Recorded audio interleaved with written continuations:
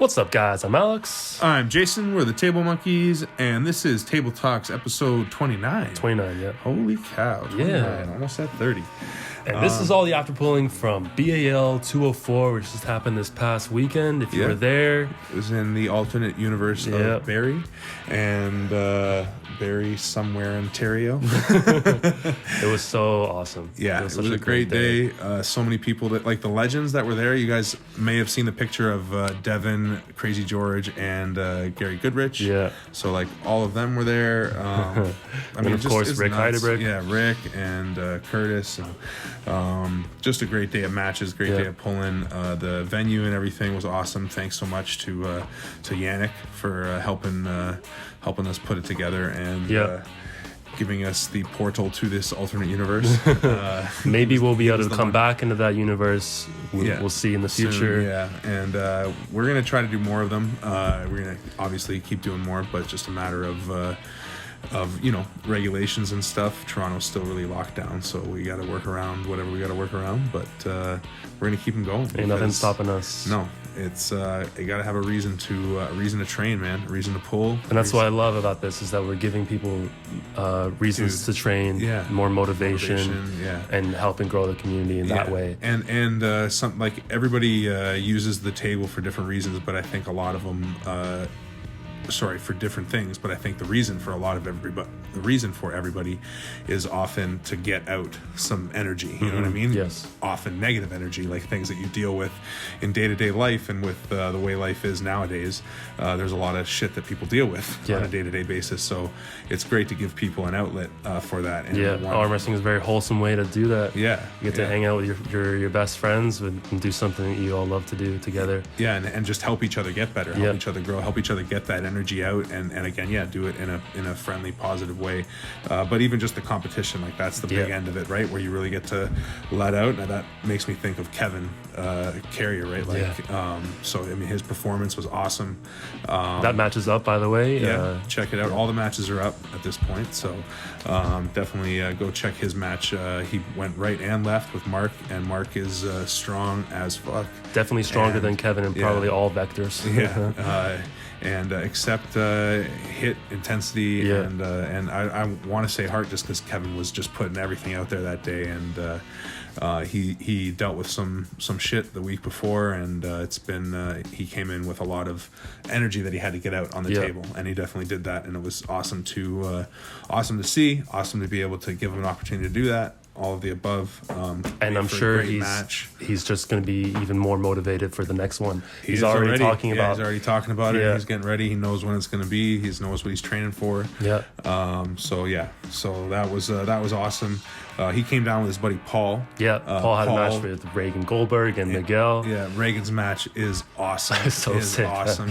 And Reagan's got a King's move, man. I mean, he should have done it in the straps, but his out of the straps King's move was really good. It's crazy how many people King's move with a cup. Like, you got to remember the King's move is all about that kickback and rise, man.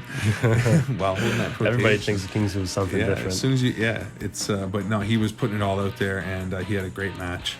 And then Paul also pulled our guy Miguel, which was another great match. Dude, pure domination, really. Miguel is just pure intensity, and Paul's already asking for that match again. I know. He wants it again, and Miguel is he's just insane how quick he is and how committed he is to that press. Like when he goes for it, it's everything, and you don't think you're like, wait, was that really as strong as just do that again.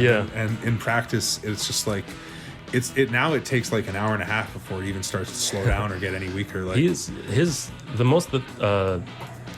what do I want to say? The most impressive thing about Miguel to me is his mental state. Like how committed mentally he is to breaking someone's arm. Really, and or his own. 100%. He does not care. He is 100% committed to that. To either or, and even after, like it was maybe like 10-15 minutes after he had pulled and he was on the side just like sweating, just sitting there just like so intense still. I was like, you're still like coming down, eh? He was like, man, I'm still like his like adrenaline. Oh man, it's awesome. It's crazy. Awesome to watch. Imagine, I want to take a vial of that. Just so young, like 18 years old and just like fucking ready to go. No, Watch Miguel did out for awesome. Yeah, he did awesome. And then the other young guy that did awesome was Alexander. Ooh, 15 years old, even younger, 3 years younger. Yeah, 15-year-old little George. If you got to grip up with Alexander this weekend, you'll know what we're talking about when we say he has a giant hand. Yeah, his hand is literally as big as mine, and he's 15. Yeah, it's thick. It's crazy. That was an awesome match. Great dominating performance. Lost the first round against Elshaw and adjusted perfectly. Yeah, and then won the next 3 rounds comfortably. Yeah, if he had just done the same thing, if he had just tried to do the same thing as round 1, he probably would. But the great thing is that he knew how to adjust. Yeah, which is I'm just saying that the match was close enough until he found, or like it was close there, and then once he found the lane, it wasn't. And then so he got to the strap, and then when Derek decided to kind of hang on after that, maybe because he was afraid of the strap, because he probably felt so strong in the strap. But Alexander's going to be awesome. He's going to be a really good puller, and he's pulling all the time. It's like we said, like we've seen him at every practice. Like he's just going crazy. He's awesome. He's already created his own. Elshaw's already talking about training. He was like, "Man, I didn't know there were going to be so many people. I didn't know there was going to be a stage and everything."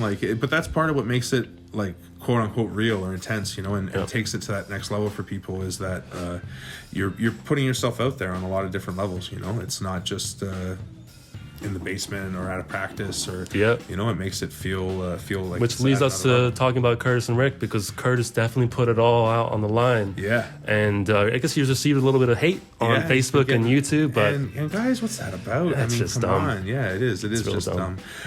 He had, first of all, the first thing I want to address is the fouls, because Ryan was talking about that, and a lot of the comments are about Dave not calling the foul. Right, that when should have been the ref should have called the foul. That was the last round, right? It was the last round. And it was already Curtis already had 2 fouls, and we just really didn't want to see the match end on fouls. And you can even see in the video at one point, at least from our angle, you can see that Rick is literally talking to Dave about the shoulder, and Dave basically says, like, I don't want to foul him out, I don't want to end the match on fouls. And then Rick goes, okay, fine, and then basically just pins him. Yeah, so we're happy with that decision. 100% happy with that decision. And we were the rules that we had established for the BAL were basically WAF rules with a WAL start and elbow foul. No, WAL ref script. If we go to ref script. Yeah, that's what I meant. Sorry. Yeah, and WAL pads. Yeah.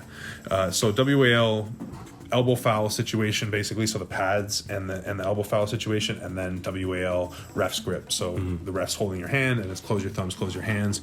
Everything else, like 30 seconds to a ref's grip, 30 what was the other thing, 30 seconds was supposed to be to a strap, which we didn't really stick to too much, but people were pretty good about that. We got to the straps via slips. Yeah, it's supposed to be, but it's Dave Knox did a great job. The reffing was awesome. We were super happy with it. There are obviously a couple, and it's never going to be perfect, and when you go back on the camera you see little things here and there, but for the most part there were nothing blatant that we saw. And we're not here to defend Curtis's King's move, because it wasn't that great, but nothing wrong with going to it. Exactly. It was the thing that we're here to defend, is that he was putting it all out there. He was doing whatever he could to try to not just let the match end.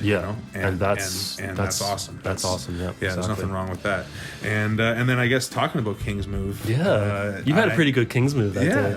My King's move, I feel, is not too bad. And I was happy to really put it to the test this time, and no bullshit about I'm going to go here, go there. Just I'm going one place, and he's trying to go somewhere else, and we're just going to see what happens. So my match with Evan went pretty good. I was pretty happy. Huge improvement. Yeah, big improvement from the last time.